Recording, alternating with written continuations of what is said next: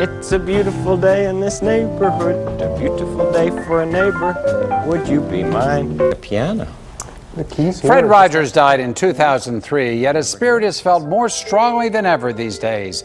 Acclaimed documentaries shown on public broadcasting and in the theaters are reminding the world why Fred Rogers was so special to children and adults alike. A feature film starring Tom Hanks is being made right now, and a brand new book about Fred Rogers is about to be released. It's called The Good Neighbor, The Life and Work of Fred Rogers, published by Abrams Press. Its author is Maxwell King, president and CEO of the Pittsburgh Foundation. For 2 years, he served as director of the Fred Rogers Center for Early Learning and Children's Media at St. Vincent College in Latrobe. Max, welcome to the show. Congratulations on this book.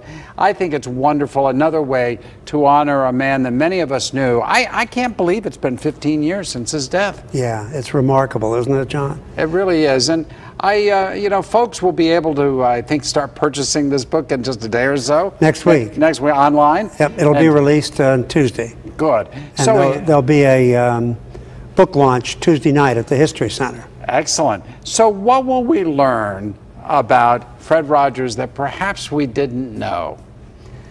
I think that people will learn that in addition to such a fine educator, such a strong entrepreneur in terms of television programming, Right.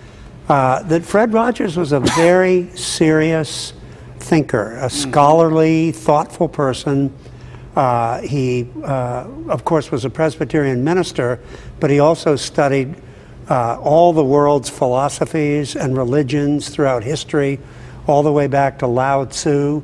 He was himself a philosopher, and he was very serious and intentional about life. And I think that's one of the most important aspects about him, not just his education work, but his work as an exemplar of the right way to live life. Well, I believe in your book you have him stating that there are 3 ways for ultimate success.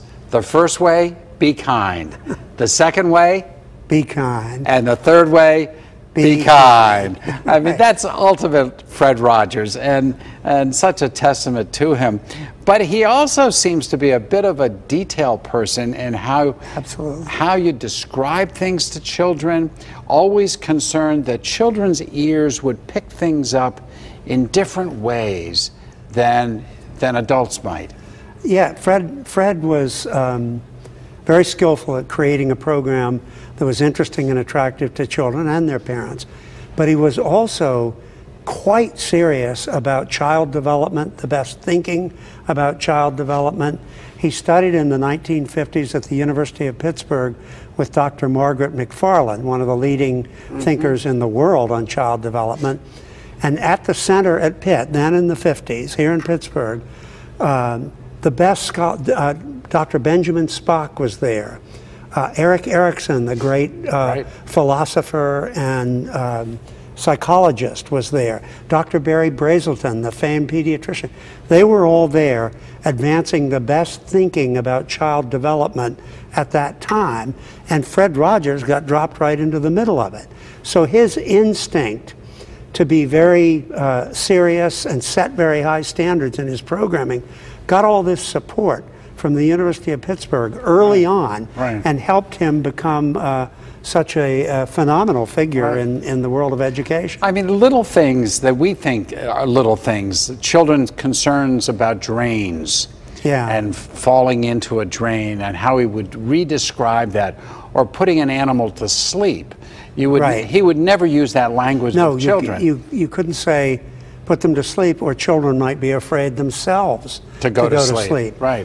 One time he was filming at Children's Hospital, and the nurse put a cuff on a patient to take blood pressure, and she said, well, I'll just blow this up. Fred stopped everything and said, we can't say blow it up to children. They'll get very distracted and expect an explosion. So I think she said, we'll puff it up.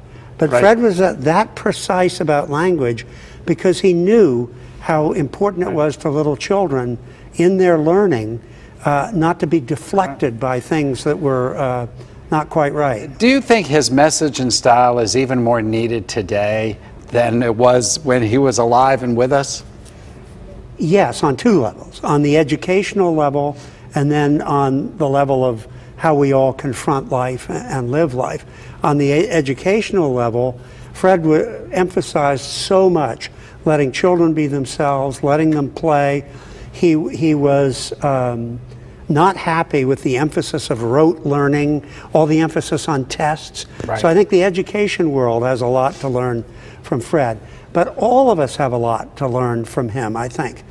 You know, we live in a life today, in a world today, that is so fast-paced. Right. Technology, globalization, politics have changed the world and made it very fast-paced, complex, intense, and harsh. And Right. Fred is a great antidote to that. Fred is a great example of how to live life a little bit slower and a little bit more thoughtfully. I think tremendous. Your book is, thank you so much, Max, for all that you're doing and then bringing Fred Rogers to life to all of us. And thank you for coming on the show once John, again. it's always pleasure, good to have you. as always, to be with you. All the best Thank to you. you. We'll be back with more of the Sunday Business Page in just a few moments. Stick with us.